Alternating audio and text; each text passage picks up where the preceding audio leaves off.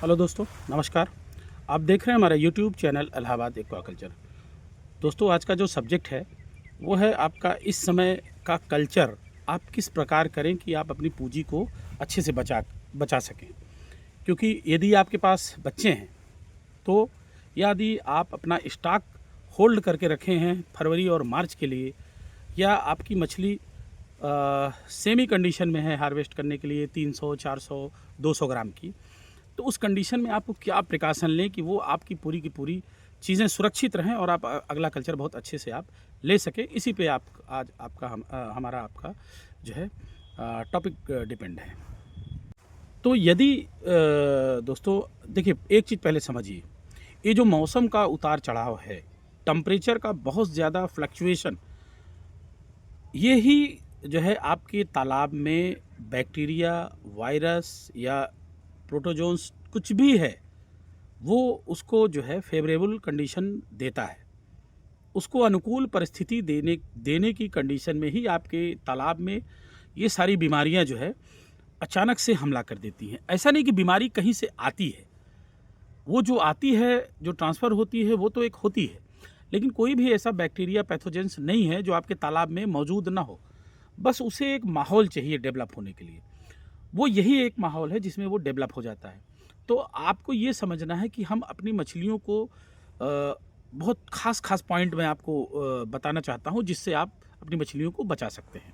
यदि आप कोई सी भी मछली रखे हुए हैं, कार्प या कोई भी मछली आपके पास मौजूद है, बच्चा हो या बड़ी मछली हो, कुछ भी हो, लाइमिंग आप जितना देते हैं उससे 20% बढ़ा दीजिए।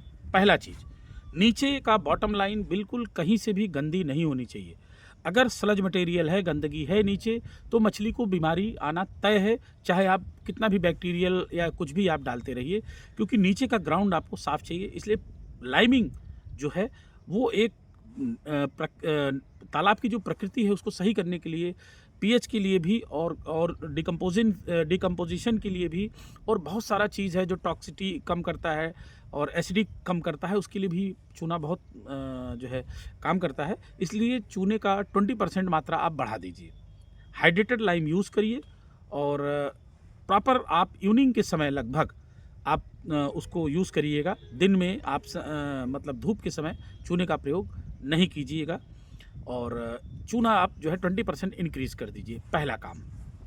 दूसरा काम, जो भी आप दवाएं प्रयोग करते हों या आपकी मछली में कोई बीमारी अभी नहीं लगी है, तो भी प्रिकॉशनली, अगर आपके तालाब में कोई बीमारी नहीं लगी है तो प्रिकॉशनली आप बढ़िया किस्म का आप बैक्टीरियोसाइडल, फंगिसाइडल आप जो है लिक्विड यूज़ करिए। क्योंकि अगेंस्ट द बैक्टीरिया आप प्रिकॉशन आपको लेके चलना है। बीमारी होने का इंतज़ार मत करिए। आप इमीडिएटली, अगर आपके तालाब में बीमारी नहीं है, पैथोजेंस अभी नहीं लगे हुए हैं, बहुत अच्छी बात है, मगर ऐसा नहीं है कि वो नहीं लगेगा, वो 100% लगेगा, उसको आप तुरंत इमीडिएट प्रयोग करिए। यहाँ आपको एक प्रिकॉशन और लेना है। पिछली बार जो दवा आप प्रयोग किए हों, आप उस दवा का प्रयोग न करके दूसरी दवा का प्रयोग करिए। सपोज़ जैसे आपने बीकेसी बहुत सारे किसान भाई यूज़ करते हैं, इसलिए मैं उसी की बात कर ले रहा हूँ।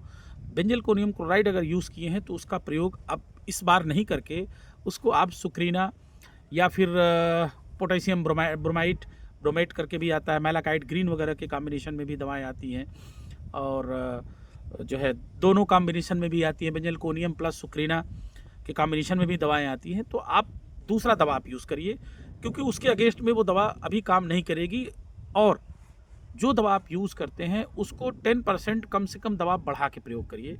नॉर्मल दवाएं या नॉर्मल जो डोज़ आप देते हैं 1 एकड़ में, जैसे आप देते रहे हैं 1 लीटर, तो 1 लीटर के बजाय आप 1 लीटर से 1.1 कर दीजिए, 1.2 कर दीजिए, 1 किलो मतलब 1.2 ml तक कर दीजिए, 1 लीटर 200 ml तक। इतना करेंगे तो आपका दवाएं ज़्यादा आपको बूस्टर डोज देने की ज़रूरत नहीं पड़ेगी और बढ़िया काम करेगा। एंड में आम दवाएं बहुत काम नहीं करती हैं, इसलिए बहुत अच्छा प्रिपरेशन का ही आप चूज़ करिए। कॉम्बिनेशन पैकेज में यूज़ करिए, ज़्यादा काम करेगा। जैसे आयोडीन के साथ में जो प्रिपरेशन मिले उसका प्रयोग करिए, और बहुत अच्छी एक मेडिसिन है उसका भी आप प्रयोग कर सकते हैं। वीरानिल करके आता है, नियोस्पार्क वीरानिल।